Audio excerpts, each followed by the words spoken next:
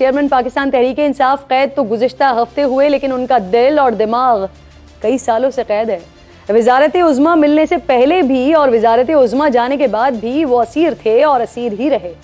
साबिक खातून अव्वल बुशरा बीबी के, उनकी सोच के, उनकी राय के, उनकी रहनुमाई के, उनके फैसलों के, उनकी पसंद और नापसंद के, साबिक खातून अव्वल की मंजर आम पर आने वाली मुबैना डायरी ने खान साहब की सियासत और हिकमत अमली पर पड़े सारे पर्दे उठा दिए। सियासत से रियासत और फिर अदालत तक हर जगह हर पॉलिसी बुशरा बीबी के इशारों पर बनती और बिगड़ती रही। मंजर आम पर आने वाली डायरी के मुताबिक हुकूमत की जानिब से गवर्नर राज लगाने की सूरत में बुशरा बीबी ने हिदायत दी कि शहर को बंद करने की तैयारी की जाए, पहिया जाम कर दिया जाए, यानी कारोबारी जिंदगी, रोजगार, ट्रांसपोर्ट, दफातर, तालीमी इदारे सब कुछ बंद कर दिया जाए। बुशरा बीबी ने वकला को यहां तक हिदायत दी कि उन्होंने कौन से सवालात उठाने हैं और कौन से नहीं उठाने हैं। उन्होंने कहा कि ख्वाजा हारिस सवाल उठाएं कि आजम स्वाति केस में मकामी सहूलतकार कौन थे, पूछें हम जो भी दरखास्त लेकर जाते हैं इंसाफ के लिए वो सुनी क्यों नहीं जाती हैं। इतना प्रेशर बना दें कि अदालत कोई मनफी फैसला ही न दे पाए। बुशरा बीबी ने चेयरमैन पीटीआई को यह भी कहा फैसले इतनी खामोशी और राजदारी से किए जाएं कि पार्टी क़यादत को भी इन फैसलों की कानो कान खबर ना हो। खान साहब की जिंदगी पर बुशरा बीबी का इतना कंट्रोल था कि वो खाने में क्या खाएंगे क्या नहीं खाएंगे ये फैसला भी वही करती थी। हत्ता कि इस डायरी में यहाँ तक लिखा गया था कि चेयरमैन पीटीआई दूध सिर्फ रात 12 बजे ही पी सकते हैं। तो बज़ाहिर नाज़रीन ऐसा लगता है कि बुशरा बीबी अपनी डायरी नहीं बल्कि खान साहब की ना जिंदगी लिख रही थी। ऐसा पहली बार नहीं हुआ जब खान साहब की जिंदगी में बुशरा बीबी का किरदार सामने आया हो, बल्कि अदम एतमाद के वक्त सियासत को गद्दारी से जोड़ना हो, तोशा खाना के तोहफे बेचने हो या फिर मलिक रियाज से मुबैना तौर पर रिश्वत लेनी हो, हर जगह पर्दे के पीछे जो किरदार निकला वो बुशरा बीबी का ही था। तुम अब अंदर नहीं आओगे, जाइए तुम्हें लेके वहीं रहो जहाँ तुम बैठे हो। खान साहब की कुछ घड़ियां हैं, उन्होंने कहा है कि आपको बेचते हैं, आपको भेज दूँ, आपके उनको बेच वगैरह दें, क्योंकि उनकी यूज की नहीं है तो वो चाहते हैं वो आप कहीं कर दें।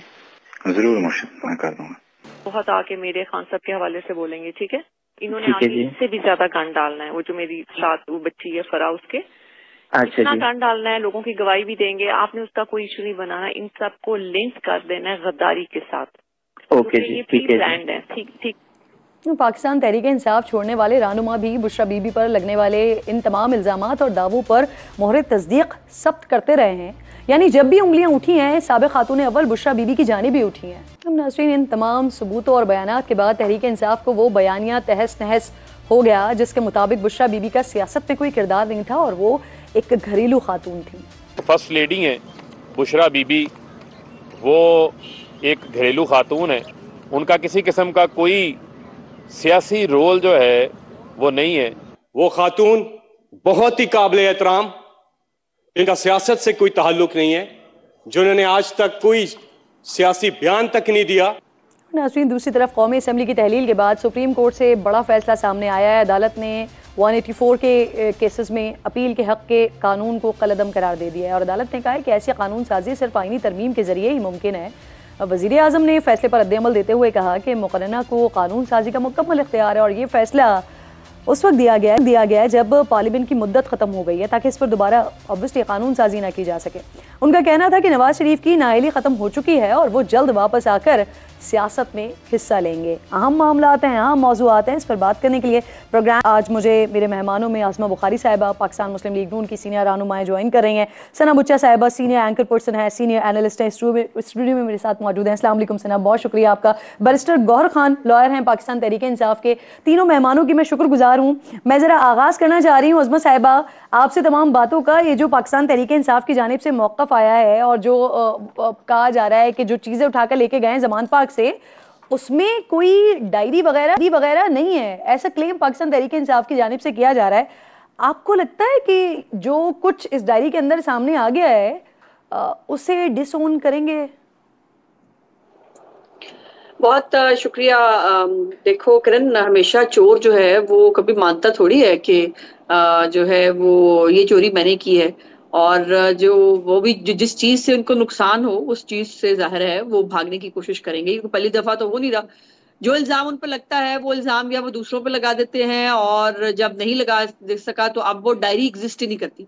जो अब तो उसके बारे में अजीब अजीब बातें आ रही हैं कि वो शायद वो डायरी है जो इमरान खान के हाथ में हुआ करती थी, और वो तमाम डायरी जो है वो लिख कर उनको दी जाती थी कि आपने कल जो है जाकर दफ्तर में ये करना है, और उसके जो है वो कुछ चंद पेज उन्होंने फाड़ भी लिए जब तक पुलिस जो है वो उस डायरी तक पहुंचती। तो ये जो है इसका बहुत आसान तरीका है कि इसकी उनकी हैंड राइटिंग जो है वो मैच करवा ली जाएगी, वो पता चल जाएगा कि किसकी है किसकी नहीं है।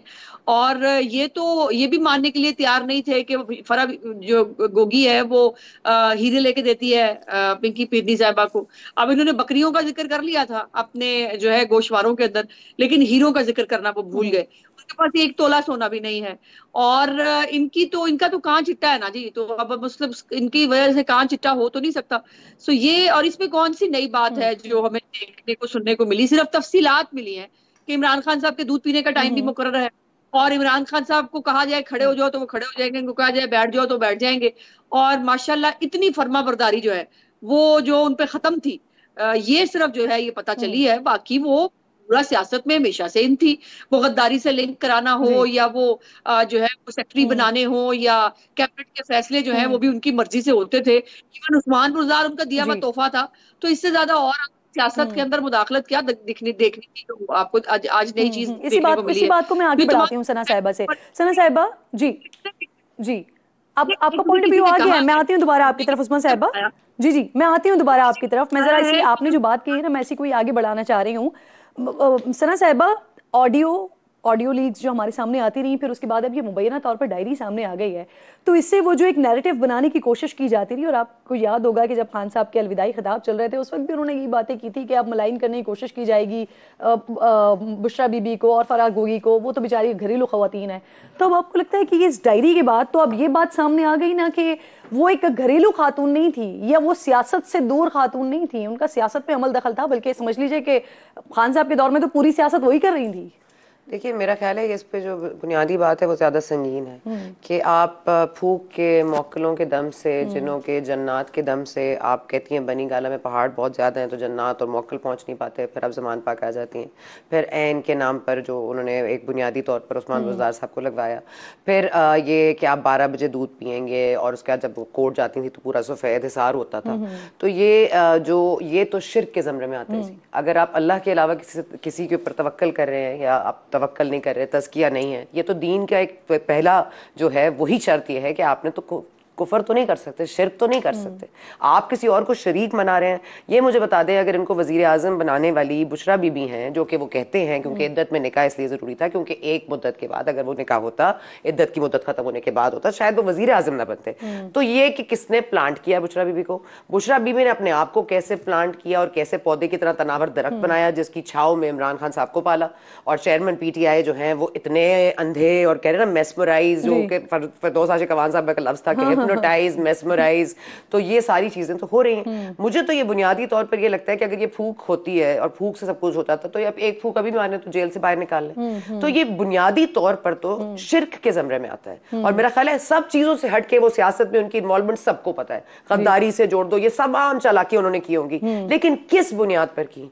आप याद करें, इय्याका नअबुदु व इय्याका नस्तईन, इय्याका नअबुदु व इय्याका नस्तईन, तो भाई आगे इहदिनस सिरातल मुस्तकीम भी कह देते, अल्लाह ताला सीधे रास्ते में चला भी दे, तो ये तो आपने नहीं कहा। और ये सीधी रास्ता तो मुझे लग रहा है इय्याका नअबुदु व इय्याका नस्तईन ही वो कुछ बुशरा बीबी के लिए लकीर थी कि बुशरा बीबी ने जो कहना है वो करना है। तो ये जो आयत पढ़ते रहे ये सूरह फातिहा की, वो ना पढ़ते तो बेहतर था, इसलिए क्योंकि मैं तो इसको बहुत ज्यादा, आई थिंक मैं इसको ज्यादा संगीन ये है कि इस मुल्क में एक हुकूमत भूख गंडे तावीजों पे आई है, वो जो नंगे पैर पाकपटन जाना, वहां पर ये करना, नौकरों से बात करने का आपको तरीका नहीं है, और आप अपने आप को इतनी पीरनी समझ रही हैं। आप किस तरह इन पे रवैया होता था लोगों से बात करने का, आवाज इनकी सॉफ्ट थी, लेकिन आप मकरू देखे कितनी थी, कैसे लोगों को फिरौन की तरह रखती थी। तो मेरा ख्याल है ये बहुत ही, और मेरा तो ख्याल है इनको भी साथ जेल में डालें। और ये डायरी में तो बहुत सारे इंकशाफात है, और ये डायरी अगर इनकी नहीं है, अचानक से डायरी भी इनकी नहीं है, कल ये कहेंगे इमरान खान भी मेरे नहीं है, फिर कहेंगे माने का सबसे तो तलाक ही नहीं ली थी।